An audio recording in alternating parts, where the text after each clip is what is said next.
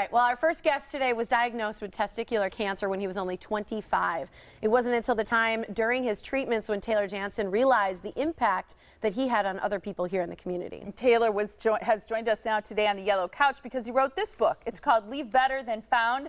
He says through his daily attitude and ours, our actions and influence, we can all have the power to change our lives and positively influence the people around us. I love that. Great to meet you. Yeah, thanks for being here. Thank you guys. Thank you guys for having me. Appreciate it. Thanks for being here. I like the fact that your book is on the shorter side because sometimes I think it can be intimidating to people. And did you feel like you got everything you needed and wanted to say even in this short book? Yeah, absolutely. And that was kind of the point of the book, is I wanted it to be something that people could pick up for 2 minutes, 3 minutes, 5 minutes, and just hopefully get something thought-provoking, motivational, or uplifting. It wasn't something that I wanted to drag on for 500 pages and have people, you know, I don't really want to read this anymore. I want it to be something short and quick, but uplifting and motivational at the same time. Nice. Leave better than found is a statement a lot of people have heard before. Leave this better than the way you found it, you know? And I think it's one thing that a lot of people live by when they go to someone else's house or something like that.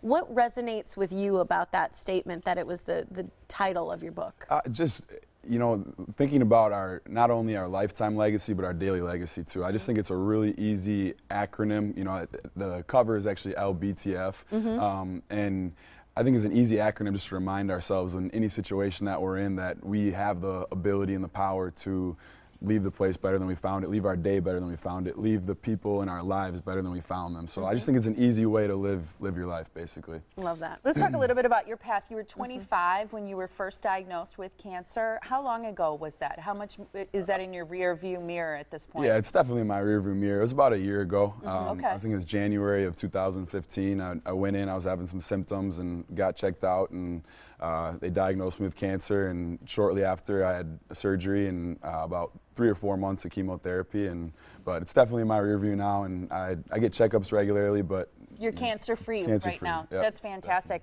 I've heard people say when they've had a devastating illness that sometimes it may be a crazy way to other people, but the truth is it was a blessing to them that they had this illness because of the perspective that it gives them and the way it shifts their paradigm. Do you feel the same way about that? Definitely. And you don't wish for something like that in your life, absolutely not. But the perspective, like you said, that I got in that time was great.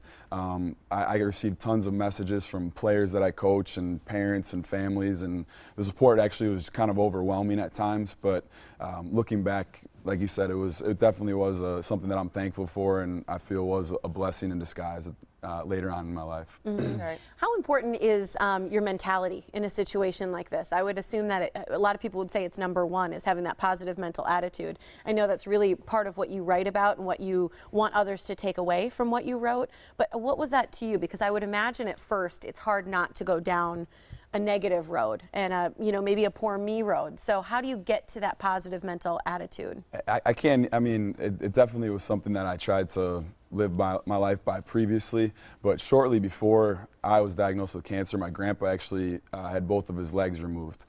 So very traumatic experience for him, but one thing I learned from him throughout the process was that you don't have time to feel sorry for yourself. You don't have time to soak in pity. You have to attack each day and take it as it comes and do what you can with it. And I just think that positive mental attitude is more than just waking up and, you know, being super enthusiastic every day. It's also how you handle adverse circumstances as well, and that's a big part of what I talk about in the book. Share, if you would, then something people can do on a daily basis maybe to adopt the kind of attitude that you're talking about, because I also think it's one thing to get up and have a positive attitude on Monday, and by Wednesday or Thursday even it's kind of tanking. So how do you maintain that? So a tip then for us every day, and then how you maintain it moving forward. Yeah, no, I definitely, you have to train yourself to do that. It's not something that I think you can just do every single day, because there's definitely times in your life where you're going to be frustrated, you're going to be upset, you're going to be struggling one morning. But one thing I do every morning, right when I wake up, I go right into my office and I write down 3 things that I'm grateful for. And it could be the simplest thing to something really big that happened, like getting an opportunity to be on the show with you guys. Good answer. answer. I like that. Way to go. That was That's at the good. top. That was good.